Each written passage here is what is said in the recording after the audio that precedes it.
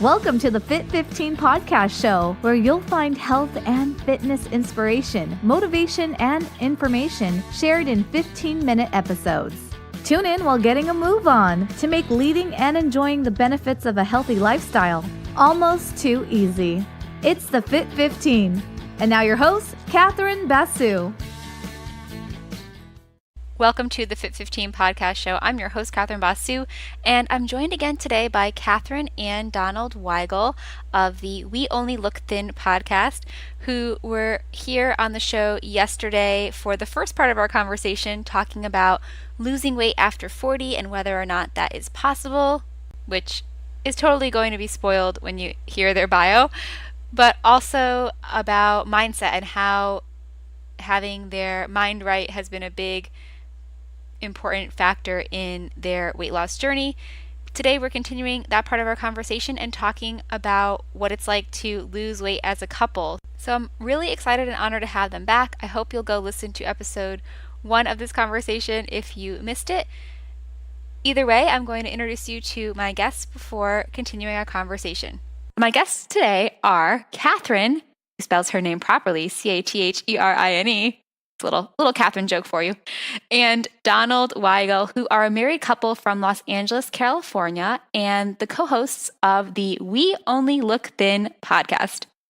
Having spent the first 18 years of marriage on a never-ending roller coaster of codependent disordered eating, fad diets, secret eating, weight loss gimmicks, and restrictive diets, these two finally got their health goals synced and sustainable in 2016 and have lost a combined, wait for it, 255 pounds. The pair started the We Only Look Thin podcast in 2018 as a way to share their experiences in overcoming codependent disordered eating, with a lighthearted message of incorporating sustainable changes and taking accountability for one's choices instead of being victims of circumstance. Donald and Catherine make it clear that there is no finish line to weight loss. Their weekly podcast tackles sensitive topics such as secret eating, bulimia, and weight regain, while also injecting a bit of comedy to the often serious subject of weight loss. Well, Catherine and Donald, I'm really excited to be able to share with my listeners that you achieved your combined 250-pound weight loss through small steps and not through a fad diet. This makes me really happy for my listeners and my clients who I try to preach this to. So you're backing me up here. Thank you. We actually did an episode of our podcast called One Weird Trick, where it was like, everybody wants to think that it's like, oh, what's the one thing you did? Like, oh, belly busting fat, pill or blah, like, what did you do? And when we're like, we held ourselves accountable. We stopped lying to ourselves. I didn't make a dozen cookies for my daughter's class. I made them so that I could eat them before she even knew they existed. Like, all the lies I would tell myself, the loopholes, the excuses, I'm too tired, I'm too this, I'm too that. Like, letting go of that has been, it's been great for our relationship because we're so much more honest with each other. And that's one thing I would, at work, I would play a victim. At home, I would play a victim. And we did enable each other's bad behaviors. And I think now we're pushing each other toward positive behaviors. And it didn't come natural to either of us, I don't think. And now, as Donald said, when he was diagnosed, it felt like forever. And, change in small steps is possible. And we're not doing anything extreme. I just started by walking our daughter to school instead of driving. And that was a quarter of a mile. And I didn't, I think, what was it, Donald, last year we did a 90,000 step day. But we just started with like 1,000. We just started with 1,000 and it didn't happen overnight, but now, we've gamified it. We try to see how much we can do and push ourselves. And we look forward to that time out in nature instead of, sitting in front of the television like I did for so many years. Sure. No, for sure. Awesome. And I think, I used to eat in secret a lot and hide it. And, somebody would come in with a box of Krispy Kremes at work and I would sneak, half the box to myself. And, now I call or text Beth and I'm like, somebody brought in a box of Krispy Kremes and I want to eat all of them. And it's like the pressure is released, having her to talk to and be honest about it instead of, just secretly eating them and not saying anything. Sure. So I'm going to make a note to have people and myself go check out that One Weird Trick episode because I didn't get to listen to that one yet on your show.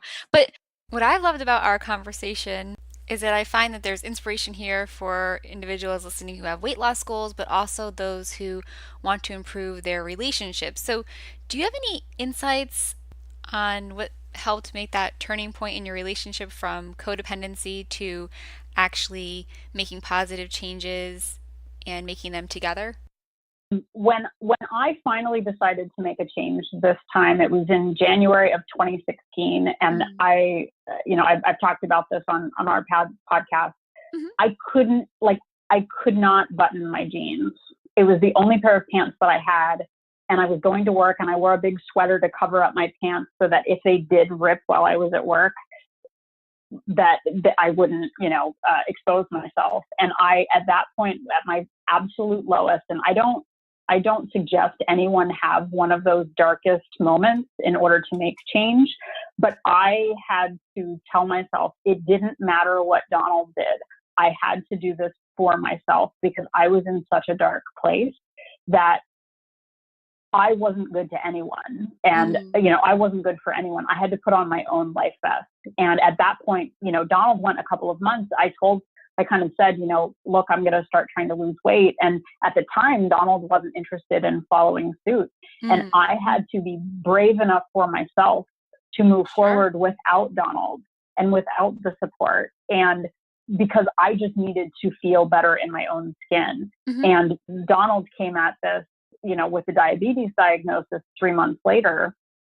And so he got in form because of that diagnosis. But we had already started taking walks. We had already started, walking our daughter to school and taking short walks here and there. So I think as a family, we changed our lifestyle.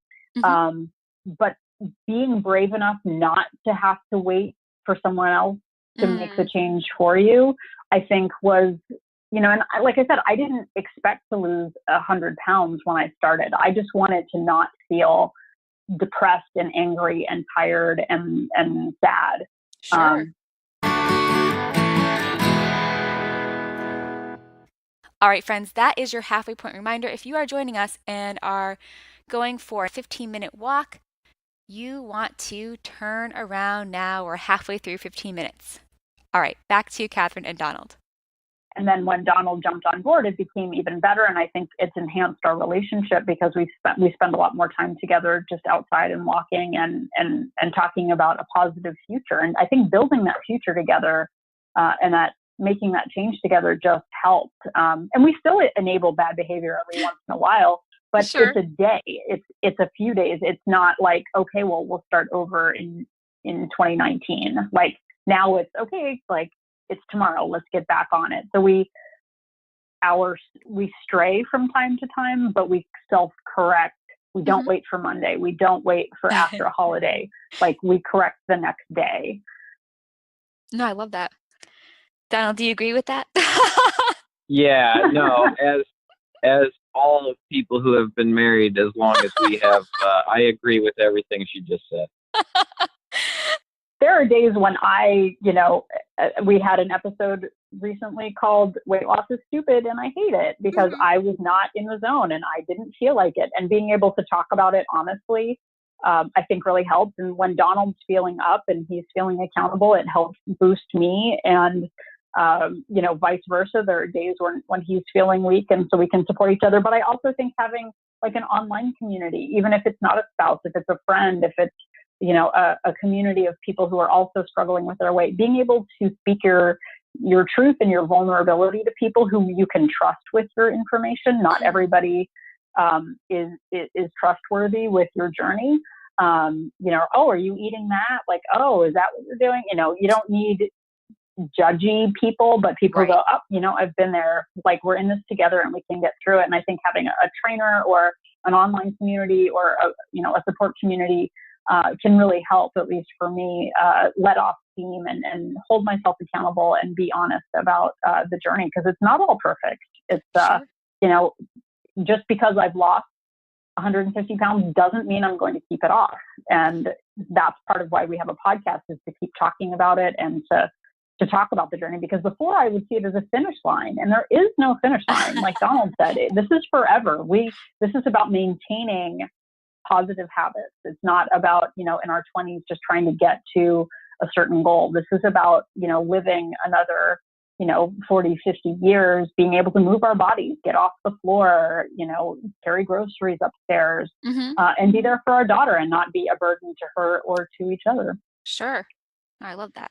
Yeah. And I would love it if everyone had a significant other or close friend or family member or somebody that they could talk to about it and be honest. But, not the sad reality is not everybody does. And, we managed to turn our codependency around into, positive behavior, to where we're pushing each other to go for walks and to eat the right food and not overindulge very often.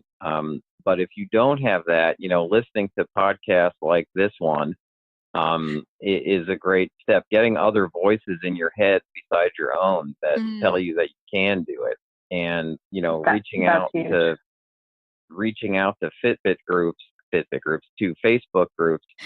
You can tell I'm obsessed with my overlord, the Fitbit. Yeah, I love it though. But Fitbit does have groups. Like there are Fitbit groups. Yeah, and reach out and get some other voices, and it might be easier to be honest with online strangers, and you will find people out there who are going through what you've gone through and who are having the same thoughts that you are. It definitely will happen, and it definitely has helped me. No, I love that. Well, this has been an awesome episode because it's giving me a lot of excitement for, anything I want to take on personally. It's very empowering. And then I love that idea of the accountability is important, and it doesn't have to be from someone at home or have to be a personal trainer. We don't have to invest in it to help people out. I mean, you guys, so another great podcast is your podcast, and then you guys have accountability groups. So to wrap things up for us, can you guys tell us, I'll put all that in the show notes, but just where people can find you to continue being inspired and holding themselves accountable. We have a website, weonlylookthin.com. Catherine runs a wonderful Instagram page at We Only Look Thin, and you can find us on Facebook, We Only Look Thin. Basically, search, we tweet once in a while at We Only Look Thin. So any of those outlets, you can find us. And you can even email us if you have questions, weonlylookthin@gmail.com. Awesome. Well, it's been a real pleasure, guys. Thanks so much for taking the time to hang out. It's been great. We so appreciate it. Thanks for listening to the Fit 15. For show notes and more, visit fitarmadillo.com/podcast. See you next time. Hi, friends. It's Catherine Basu. I should clarify, not Catherine Wygal, in case you couldn't tell by my voice. But I just wanted to pop in here and thank you so much for listening to this episode. Encourage you to share it if it inspired you, and also share and follow Catherine and Donald and their podcast, We Only Look Thin, because as we mentioned in the podcast, one of the things that really helped both Catherine and Donald on their weight loss journey was finding a weight loss podcast that inspired them. So if someone is on a weight loss journey or just a general health journey and looking for inspiration, this episode or Donald and Catherine's podcast and some of their episodes may be just what they need to get inspired and start doing things the healthy way to get to enjoy their life a lot more. Thank you so much for listening. If you enjoyed this podcast episode and the podcast in general, I hope you'll head on over to iTunes to leave a 5-star review, because it'll make my day and it'll help others find the show. And if you subscribe, that will also help more people find the show. And I will get to talk to you tomorrow. So stay tuned for that and another awesome guest. Thanks for listening. Bye.